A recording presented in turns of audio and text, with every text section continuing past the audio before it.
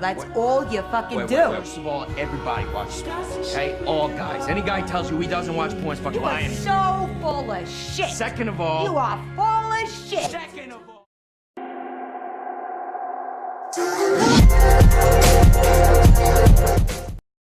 남자분들 중에 혹시 야동 안 보시는 분 계십니까? 한 통계에 의하면 98%의 남자들은 야동을 본다고 대답했습니다. 남자에게 있어 야동이란 공기와 같습니다. 필요하면 구할 수 있거든요. 때문에 야동을 보지 않는 남자들을 찾아보기란 하늘에서 별 따기만큼 어렵습니다. 아니 없어요. 그러나 분명 야동을 보지 않는 남자들은 존재합니다. 잠깐, 그런 남자가 존재해? 혹시... 이게 무슨 소리야? 이 고자라니! 이런 건 아니고요. 이것과 비슷한 이유이긴 한데 조금 덜 비극적입니다. 이유는 바로 발기부전입니다. 미국의 한 대학에서 야동과 실제 성생활의 상관관계에 관한 연구를 진행했을 때 조금 더 다양한 결과를 노출하기 위해 야동을 보는 남자들 그룹과 야동을 보지 않는 남자들 그룹을 모집했으나 야동을 보지 않는 남자 그룹을 찾을 수 없어 연구가 진행되지 않았다는 말 한 번쯤 들어보셨을 텐데요. 실제로 그 연구는 성공적으로 이뤄졌습니다. 어떻게요? 야동을 보지 않는 남자들 그룹을 찾아내는데 성공했기 때문이죠. 그들은 발기부전 때문에 야동 끊기를 실천하고 있었던 사람들이었습니다. 그중 한 사람의 사연 들어보시죠. I've been a psychologist and psychiatrist for the last 8 years and been diagnosed with depression, severe social anxiety, severe memory impairment, and a few others. Have tried Effexor, Ritalin, Xanax, Paxil, dropped out of 2 different colleges, been fired twice, used pot to calm my social anxiety. I've been approached by quite a few women, I guess due to my looks and status, but they quickly flew away due to my incredible weirdness. I've been a hardcore porn addict since age 14. For the last 2 years, I've been experimenting and finally realized that porn was an issue. I stopped it completely 2 months ago. It has been very difficult, but so far incredibly worth it. I've since quit my remaining medication. My anxiety is non-existent. My memory and focus are sharper than they've ever been. I feel like a huge chick magnet and my ED is gone too.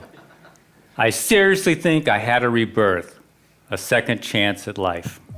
야동을 보는 것이 대다수의 남자에게 악영향을 끼치지 않는 것은 주위를 둘러보면 쉽게 알 수 있을 것입니다. 그러나 100%는 아니라는 것이 이 커뮤니티로 인해 확인됩니다. 그들은 확실히 야동 때문에 정상적인 삶을 살 수 없을 정도로 괴로운 경험이 있었습니다.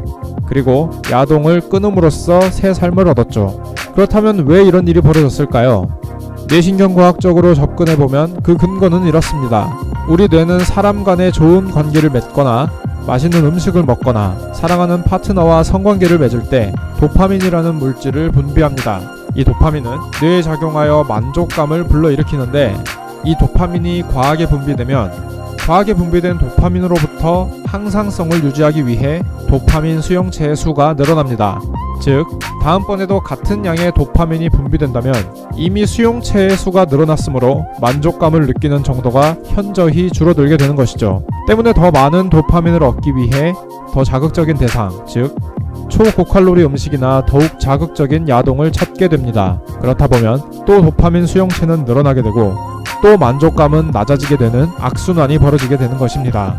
야동이 성적 욕구 해소가 목적인 것을 넘어서 쾌락이라는 감정에 끊임없이 갈증을 느끼게 되는 악순환의 시작이 되어버린 것이죠. 만족감을 느끼지 못한 사람들은 여러 정신질환도 함께 겪습니다. 때문에 의료진도 자주 오판을 합니다. 다른 정신질환들이 원인이고 야동 중독은 그 결과라는 오판을 말이죠. 야동만 끊어도 50대는 60일 정도, 20대는 90에서 150일 정도의 시간만 지나면 발기부전은 크게 회복됐고 정상적 성기능 상태로 돌아왔습니다.